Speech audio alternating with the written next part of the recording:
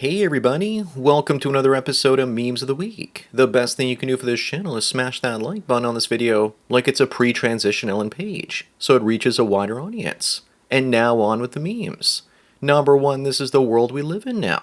This white male Iraq war veteran risked his life to serve his country, but then lost the job that he wanted at the bank because he was the wrong color. The South Africanization of America continues. He worked for the bank for 20 years and was expecting a promotion, but it was given to a black woman instead in a diversity hiring push, and now he's suing.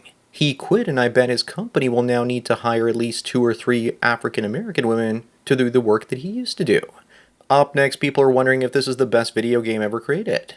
I think it is, but then again, I'm biased, and this was the first Nintendo game I ever bought, and took me a couple years to pass. Legendary for sure, but the best ever, doubtful. That title probably goes to James Bond GoldenEye.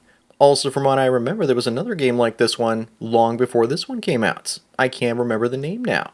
Number 3, to prove that Americans and Canadians, for that matter, are not anti-immigration, here's the overwhelming support for high-skilled immigrants across the entire political spectrum. It's refugees, migrants, and low-skilled labor that people don't want in their country, putting pressure on wages, increasing the cost of housing, and forcing governments to raise taxes to pay for welfare. We just don't want illegals and freeloaders in our countries. Moving on, how do you guys feel about these women?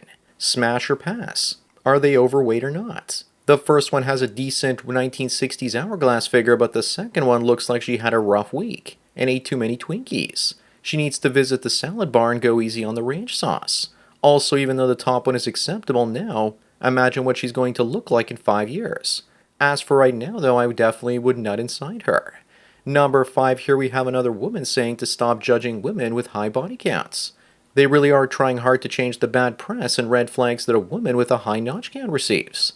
If you want us to stop judging you for your body counts, then you need to stop judging us for our low bank accounts.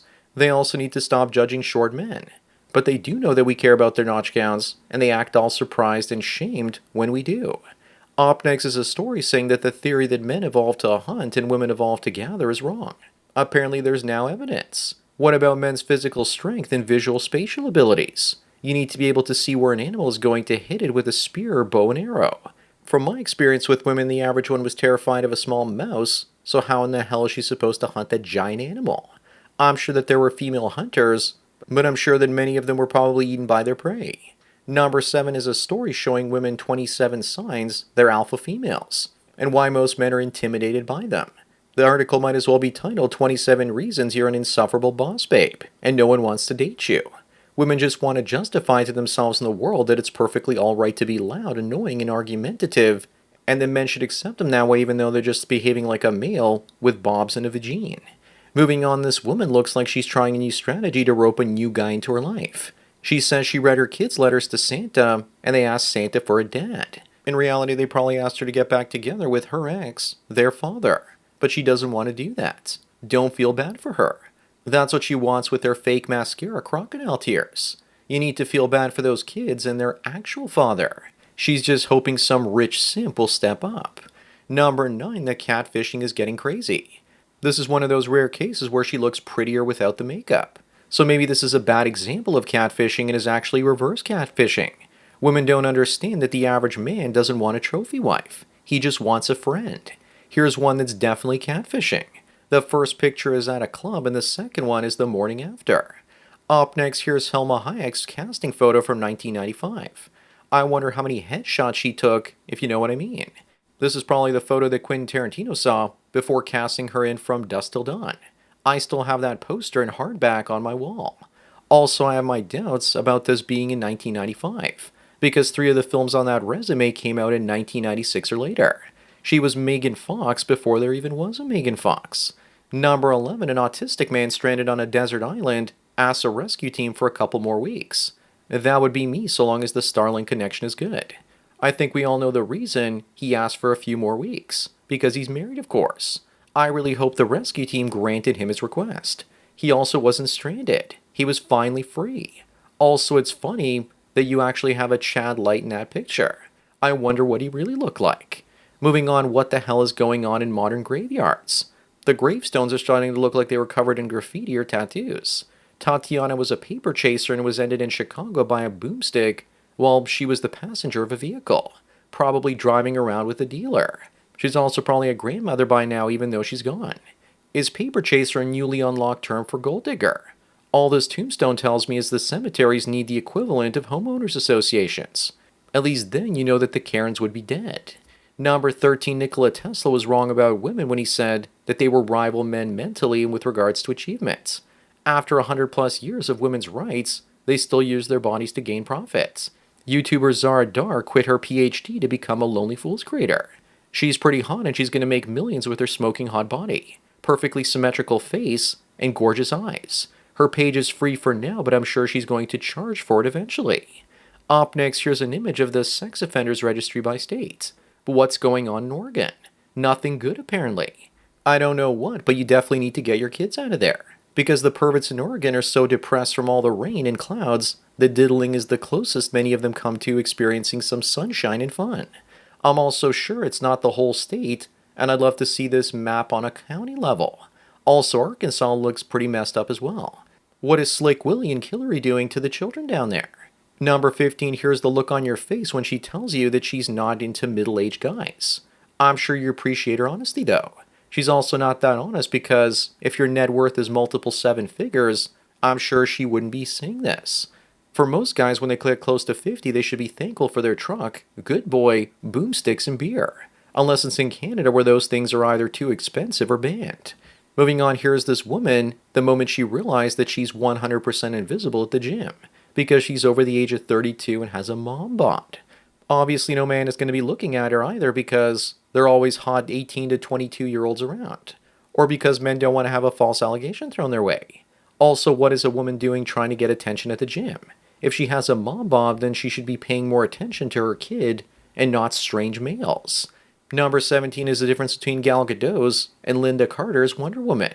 It's too bad that Linda Carter took a whole bunch of pictures at a naturist park as a child and gave a whole generation of perverts something to fap off to, most of them probably in Oregon.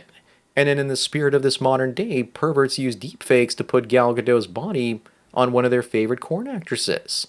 I don't know about you, but I still prefer Linda and all her curves. Up next, to prove that women don't care if you're a middle-aged man, or even elderly for that matter, here's 80-year-old Oracle founder Larry Ellison, the third wealthiest man on earth, and he's married to a 33-year-old Chinese woman. Of course, you'd probably say that she married him for love. He also looks remarkably good for 80. Many 50-year-olds don't even look that good. He also hasn't learned his lesson yet, as this is his sixth wife. Another blue-pilled billionaire, it seems. Number 19, this guy lost 227 pounds on the carnivore diet for the last 6 months. People on the carnivore diet swear that it cured them of so many things. That's probably because it's a lack of sugar and carbs and not just because of meat, even though meat has high nutrient density. Meat also keeps you full longer. I wish I could eat steak every day. The last time I did for 10 days, I felt better than I ever did in my life. But my skin issues flared up and became painful. So no lion diet for me. Moving on, here's Andrew Tate with his son. What do you guys make of this? I get the feeling this picture has more to do with Tate boosting his image and ego more than anything else. I would keep my kids away from the limelight until they decide if they're ready for it or not. But I thought he had a daughter. Maybe his daughter transitioned into his son or something. Just kidding. I just wish that Tate would learn to wear shirts. Number 21 is a scene for one of my favorite films. Anton Sugar is asked by an accountant if he's going to shoot him. Anton asks, that depends on if you see me or not. The correct answer is, I don't see you. In the book he said that and Anton let him live. In the movie it's ambiguous and we cut the scene before we can actually see the outcome. One year I went to a Halloween party in an Anton costume and people were genuinely freaked out by the hair more than anything else. Up next, cops in the UK are genuinely pathetic and don't have anything better to do than to hunt down a serial puddle slasher who deliberately soaks pedestrians. What about the grooming gangs and the terrorists? I guess they're too dangerous to go after for the police. I've never been to Britain and sometimes I think it's just a made-up place. This is almost as bad as in Japan when they have police hunting down panty thieves stealing women's underwear from clotheslines. Number 23, here's the sad state of dating apps for men these days. If these women want to burn coal, then they shouldn't be upset when we fry rice. And here are the images that those ones are based on. Aren't those some of the cutest kids you've ever seen and some of the luckiest mothers on the face of the earth? I thought the meme was for poops and giggles, but damn, I never knew it was so tragic. Moving on, I can imagine Elliot Page going to the barber and asking him to make him look like Ferris Bueller with AIDS. And the barber looks like they did an excellent job. Once you see it, you can't unsee it. Elliot used to be so pretty and most men wanted to smash the pre-transition Ellen Page. Now they want to smash down the door to a bathroom stall so they can vomit when they see what Elliot has become. If the acting gigs dry up, then maybe Elliot can work as Matthew Broderick's stunt double or something. Number 25 and the last one, name this band. Are they called the Jeets? Or are they We're Coming to America Soon? How about Brown Day or Jimmy Jeet World? I don't have anything against Indian people. It finally just got to me when I went to a local theme park and 60% of the patrons were Indian. As for band names, I think my favorite one is the System of a Brown. So that's it for another Memes of the Week. Please give this video a like to push it up in the algorithm and so new viewers can find it. If you enjoy this series and want me to keep making it, then donate at the PayPal and Subscribe Star links below. Anyways, enjoy the rest of your day, and cheers.